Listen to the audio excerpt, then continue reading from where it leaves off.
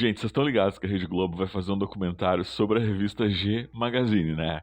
E quem não tem histórias para contar relacionadas a essa revista? Principalmente quem já é da minha faixa etária, aqui entre os 40 e 50 anos. Então hoje a gente vai falar um pouco sobre esse documentário, quando que vai sair, como que está sendo produzido, e eu também vou contar algumas lembranças da minha vida enquanto adolescente, jovem adulto, em que eu utilizava e consumia essa revista.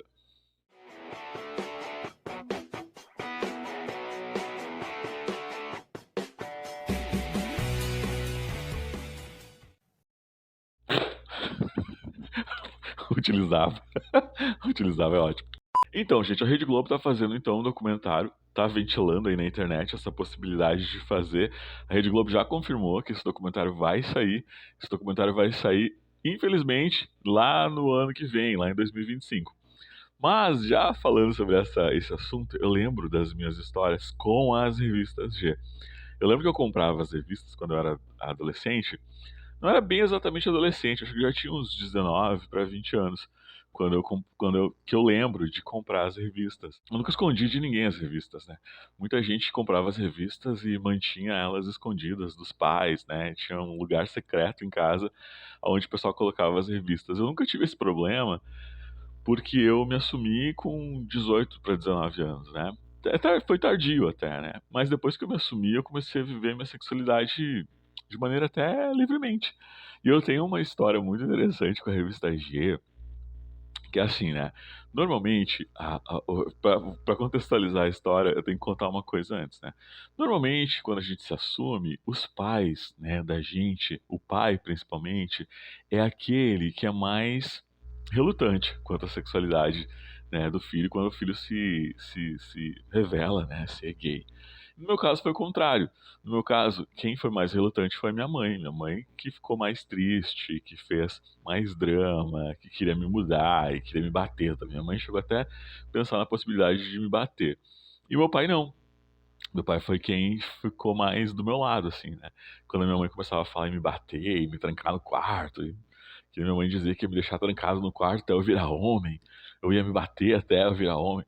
Engraçado isso, sabe? Eu ouvi da mãe. E o meu pai não, meu pai sempre foi o que mais disse assim, não, não, ninguém vai bater nele, deixa ele, né?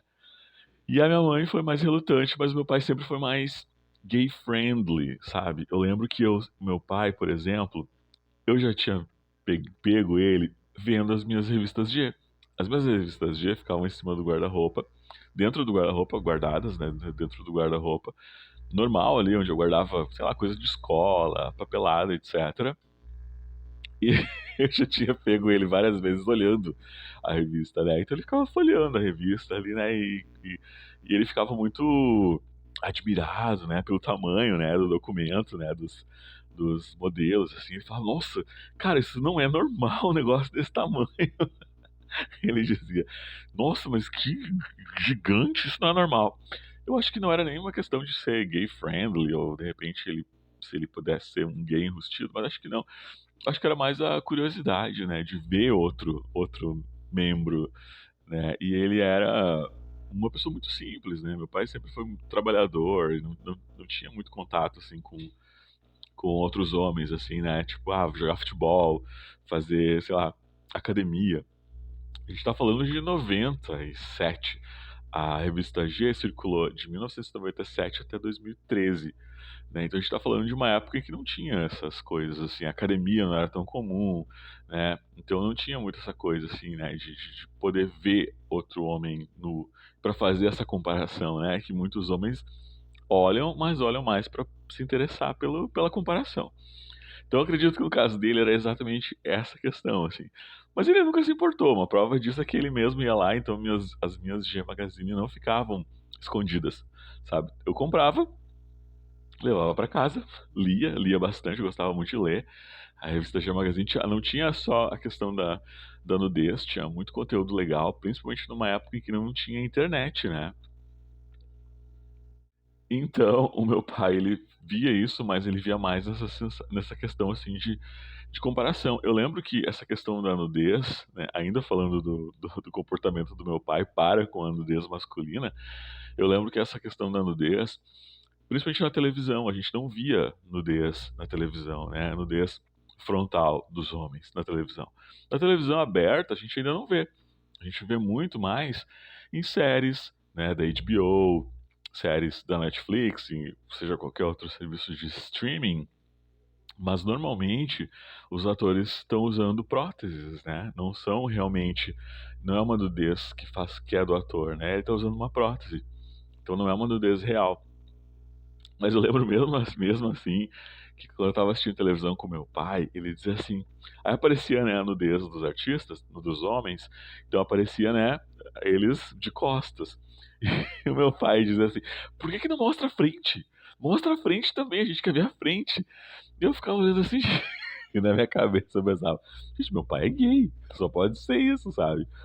Mas não, mas tinha essa questão da nudez, e na televisão, principalmente, não era mostrado. Hoje em dia a gente vê mais, claro, mas ainda assim, muitas vezes pode ser prótese, né? Nas cenas de mais quentes na televisão também, os atores se protegem, né? Colocam um tapa-sexo. Então a gente não vê essa questão da nudez masculina.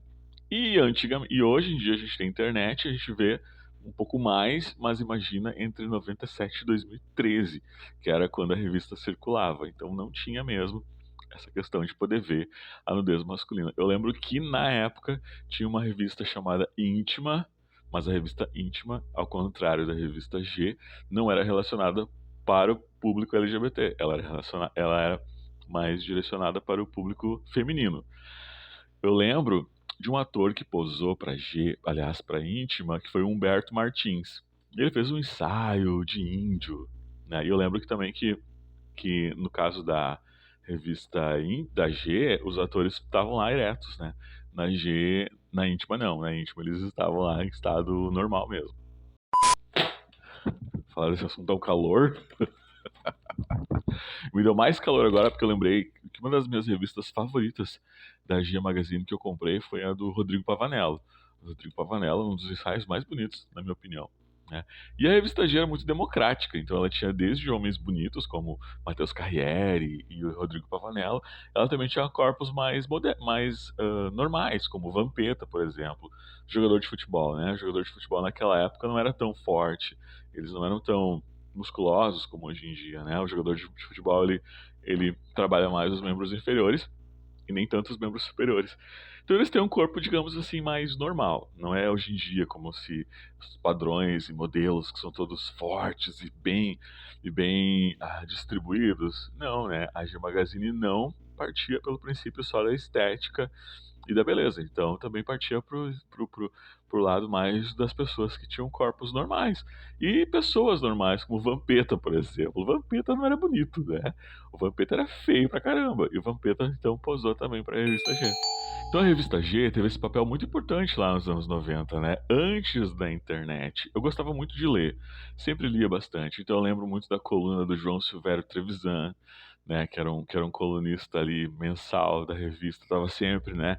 Trazendo questionamentos sobre o universo LGBT. Eu lembro também que tinha dicas de saúde. Eu lembro uma vez que acho que uma que me chamou muita atenção foi a questão de fazer esfoliação no bumbum. Depois de fazer a depilação, tinha dicas de beleza. Como você vai manter, né, a pele ali do bumbum depois da esfoliação macia e sedosa. Eu lembro que tinha dicas de beleza, tinha dicas também de como o relacionamento homoafetivo poderia ter seus problemas, né? Então tinha dicas de beleza, dicas de moda, dicas de música, de cultura pop. Então não era uma revista pornográfica, digamos assim, a G Magazine, né? Não tinha essa coisa tão explícita. Ela era mais sobre o lifestyle do público LGBT da época. Então ela foi muito importante pra gente que era LGBT lá nos anos 90, que estava começando a se descobrir, ter um norte, assim, ter um guia, né? Claro que hoje em dia as revistas todas desapareceram, né? Existem muito poucas revistas circulando ainda hoje em dia, porque a gente encontra tudo na internet, né? Hoje em dia a gente precisa, se a gente quer uma referência LGBT, a gente vai no YouTube, a gente vai no TikTok, a gente vai na internet, no Instagram, e ali a gente acha todos os públicos, né? Todas as referências e todas as informações que a gente precisa. Mas não, antigamente uma fonte então de conteúdo para LGBT, para dar esse guia pra gente, era então a revista G. Então, olha só, vamos ir um pouquinho mais a fundo então sobre o documentário então que vai ser exibido a princípio em 2025. A Rede Globo mantém às 7 chaves um documentário sobre a revista G. A série ainda não tem nome e nem data prevista para ser lançada, apenas que vai ser em junho de 2025. Inclusive, tem participantes que já gravaram para esse documentário, mas eles tiveram que assinar um contrato de confidencialidade, com multa, se caso eles vazem alguma informação relacionada ao documentário. A revista G Magazine circulou de 1997 a 2013 e foram 176 edições. Foi um sucesso editorial pioneiro em mostrar a nudez masculina sem pudores. Nas primeiras 5 edições, a revista se chamava Banana Louca, mas os editores decidiram mudar seu nome então por achar pouco atraente.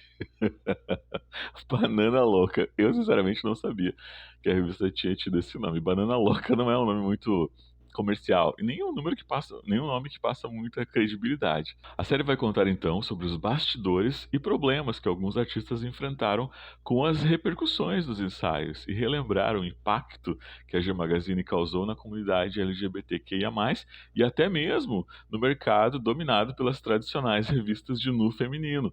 Playboy, aqui está falando a revista Playboy. Antigamente, uma mulher bonita, uma mulher que estivesse em alta e que fosse considerada bonita, então, para ser bonita, para passar atestado de ser bonita e ser famosa, ela tinha que posar para Playboy. Então, o público masculino tinha Playboy e nós, os LGBTs, e também o público feminino, por tabela, pegavam então os homens, que faziam então o nu masculino. Entre as pessoas que já participaram da revista, né, que já posaram nu na revista, tem Alexandre Frota, que fez antes do cancelamento, né? O Alexandre Frota, antes do cancelamento, fez nada mais, nada menos que 5 capas. Olha só quem vai ser entrevistado também: Matheus Carriere, Latino, Vampeta, Túlio Maravilha, Tony Salles e Rodrigo Pavanello. Então, são alguns dos nomes que já estão confirmados nessa lista de entrevistados do documentário. Na minha opinião, aqui, ó, desses aqui, de longe, disparado, pra mim, é o Rodrigo Pavanello. Um dos ensaios mais bonitos também, porque ele fez com cachorrinhos, com filhotinhos. Então é o mais lindo. Eu lembro exatamente o dia que eu fui. Eu saí do trabalho, eu tava trabalhando, a gente teve um intervalo de almoço e a gente sempre ia almoçar num shopping. E aí eu passei pela banca de revistas e comprei a do Rodrigo Pavanello em específico, que eu vim lendo no caminho, assim, mostrando para minhas colegas. O Rodrigo Pavanello, assim, me marcou até hoje. Ó, então por enquanto a única nota oficial que a Globo tem sobre o documentário é de que sim, ela confirma que ela tá fazendo esse comentário, mas ainda não tem previsão de estreia. E a gente tá aqui aguardando então ansiosamente pra ver esse documentário, né? Eu particularmente não gosto do Alexandre Frota, a gente sabe que o Alexandre Frota tem uma carreira cheia de polêmicas, já foi cancelado várias vezes, né? Eu não tenho interesse nenhum em saber sobre o Frota, mas eu tenho interesse em saber sobre o Rodrigo Pavanello. Quero muito ver ele nesse documentário. E você me fala qual foi o ensaio da G Magazine que mais te chamou a atenção? Você tem uma história peculiar com a revista, assim como eu tive essa experiência com meu pai, que olhava a minha revista escondido, e às vezes nem tão escondido assim? Se você tem uma história relacionada então com a G Magazine, conta aqui pra gente nos comentários. Escreve aqui no comentário qual foi a importância dessa revista na sua vida, o que essa revista, como que ela te ajudou, então, de repente, a se encontrar, né, como LGBT. Se você sente saudade, se você não sente saudade, se você prefere as coisas como são hoje em dia. Muita gente gosta das coisas como são hoje em dia. Apesar de que muitas vezes a internet ela é muito ampla e ela não acaba não se focando em muitas coisas, né?